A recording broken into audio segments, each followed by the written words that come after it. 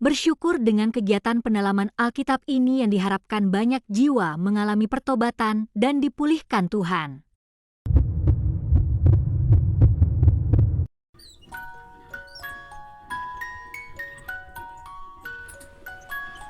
Menghadapi cobaan hidup yang berat seringkali membuat hati gelisah, panik, dan putus asa. Ketenangan adalah salah satu bentuk kekuatan tertinggi yang dihasilkan dari iman yang matang. Berikut adalah renungan mendalam mengenai cara tetap tenang di tengah cobaan, yang disusun berdasarkan perspektif spiritual, Kristiani, umum, dan pengembangan diri. Renungan, menemukan ketenangan di tengah badai. Ketenangan bukan berarti tidak adanya masalah atau badai. Ketenangan adalah kedamaian batin yang tetap ada meskipun di sekeliling kita sedang terjadi kekacauan. 1. Sadari bahwa cobaan adalah bagian dari proses. Renungkan bahwa setiap kesulitan tidak datang tanpa izin Tuhan. Ujian bertujuan untuk menguji iman, memperkuat karakter, dan membentuk kedewasaan spiritual. Sama seperti emas yang dimurnikan dengan api, hidup kita dimurnikan melalui masalah. Jangan melihat cobaan sebagai akhir, melainkan sebagai proses pendewasaan. 2. Fokus pada penyertaan, bukan pada masalah. Seringkali kita menjadi panik karena fokus kita hanya pada besarnya masalah. Alihkan fokus ke besarnya kuasa Tuhan. Ingatlah bahwa Tuhan tidak berjanji hidup akan selalu tenang, tetapi Ia berjanji akan menyertai kita melewati badai. Saat pikiran mulai takut, ucapkanlah, masalahku besar, tapi Allahku lebih besar.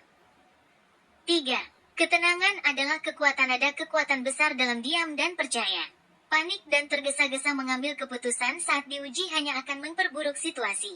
Ketenangan memungkinkan kita berpikir jernih, berdoa dengan benar, dan mengambil tindakan yang terukur. 4. Berserah, tawakal, surrender. Ketenangan sejati datang ketika kita melepaskan kontrol atas hal-hal yang tidak bisa kita ubah dan menyerahkannya kepada Tuhan. Percayalah bahwa rencananya adalah yang terbaik, bahkan jika situasi saat ini terlihat tidak masuk akal. 5. Jadikan doa sebagai langkah pertama, bukan terakhir. Saat beban hidup terasa berat, mendekatlah pada Tuhan melalui doa.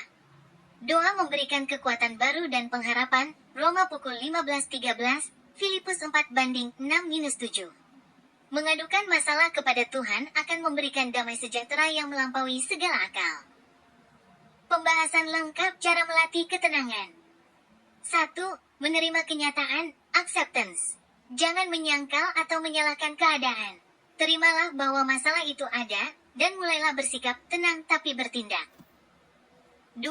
Mengatur pikiran, hati yang gembira adalah obat, Amsal pukul 17.22.